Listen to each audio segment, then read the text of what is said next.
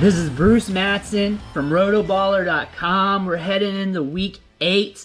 Some of us are in the middle of the standings. Some of us in the back of the standings in our fantasy league. Some of us are undefeated. We're all over the spectrum in this game, but we still need to make some transactions to get our fantasy teams ready for the latter part of the season. We need to make some trades.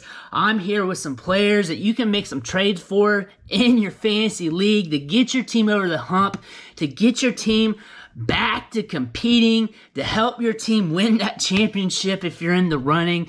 I'm all there for you, and we're going to go over by position, starting with quarterback. The one player I'm looking at right now that can help you out, that you need to think about making a move for, is Trey Lance. He's going to eventually get his turn to be the team's starting quarterback. It's going to be sooner than later, and the thing that we need to focus on is his rushing ability. His rushing production is going to fuel his fantasy production. He had 89 rushing yards last week in week 7, and if you have Jalen Hurts on your roster, and you know the rumors about Gardner Minshew potentially being the starter somewhere down the line in the season, and what we've seen from Jalen Hurts, a guy you want to look at that could help you out if you lose Jalen Hurts, Trey Lance. He's got a lot of similar factors that Jalen Hurts brings to the table.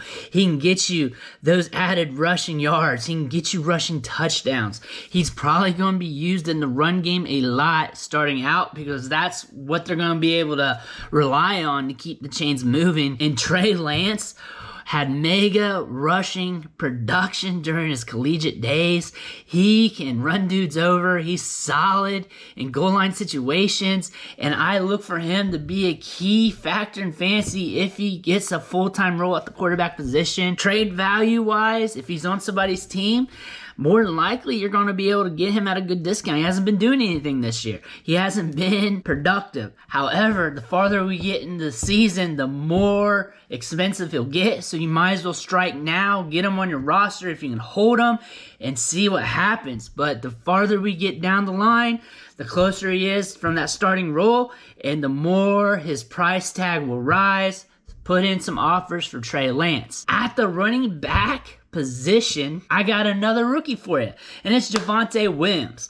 Melvin Gordon's played good this year. It's no surprise. Melvin Gordon has been exceeding expectations. He's been playing well, and we weren't expecting that. Many people weren't, and that has been simmering Javonte Williams' fantasy production, and really, he's now on some rosters, and their fantasy managers are wondering if this guy is going to start getting the full-time role, if ever that's going to happen. That being said, this might be a good time for us to put out some offers because there's going to be a time where he's going to get his time to shine, get those touches to be able to produce. And Melvin Gordon's not a young dude. He can fall off at any moment. He can get injured, whatever. And Javonte Williams saw 7 targets last week against the Browns. He had his first RB1 performance. Also, he's averaging 3.52 yards after contact per attempt. He also has 24 missed tackles on the season versus Melvin Gordon's 14, and he's seen less carries than Melvin Gordon. So he's been more efficient.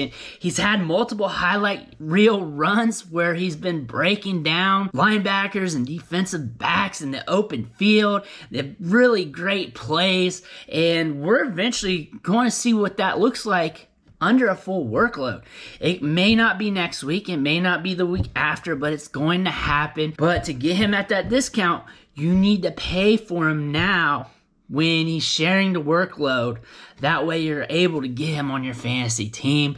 I look for him to have some splash games going forward sometime down the line. At the wide receiver position, everyone's looking at Jamar Chase this year. Jamar Chase has been blowing up as a rookie. Everybody wants him on their fantasy team, but we cannot forget about T. Higgins. Over the last 3 weeks, though, he's had a 28% target share. He's 8th in the league in target share at 28% over the whole season with his 5 games played. And in his last 3 games, he's seen 28 targets, targets, 283 air yards, and a 31% share of the team's air yards. So the Bengals have been using him in the passing game. It just hasn't been churning out the fantasy production. On the season, he's wide receiver 51 in PPR fantasy, making him almost a liability on some people's fantasy rosters because he's not churning out the production. Last year as a rookie, he was wide receiver 28. He was balling out, making plays happen downfield. And we're seeing him right now get consistent workload in targets and air yards. He's not consistently getting targeted downfield, but he's getting that through volume, through the targets, which is something we can bank on. With him being wide receiver 51 in fantasy right now, guaranteed he's cheap in some leagues. Some fantasy managers are probably willing to part with them if you can offer him another wide receiver on your team or a lower end running back or whatever, just because they see Jamar Chase doing so well. They think everything's going to be funneled to him. But T. Higgins is also getting his part of the targets, and as we all know, if you keep getting targeted, you're going to eventually go on a hit. Another wide receiver I want to point out, and he's coming back from injury, and he could be a key producer down the line because he was getting targeted as well, and that's Jerry Jeudy. Week 1, he saw 7 targets, 20% of the target share. That's with Cortland Sutton and Noah Fant running around on the field, so he's able to command his own share of the offense. I think since he's coming back, his price has been increasing, but he's also been sitting out on injured reserve in many fantasy leagues.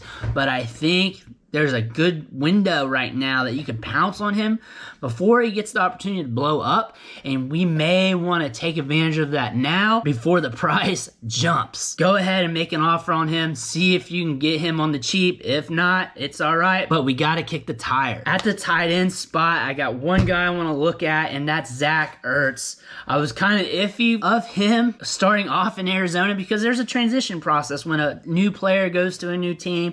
Got to get acquainted with the new system and everything, but that didn't happen with Ertz. He blew up last week. 18% target share, 5 targets, catching 3 balls, 66 yards, and 1 touchdown. He had 25% share of the air yards and has been looking good with Kyler Murray. Kyler Murray's looking for him.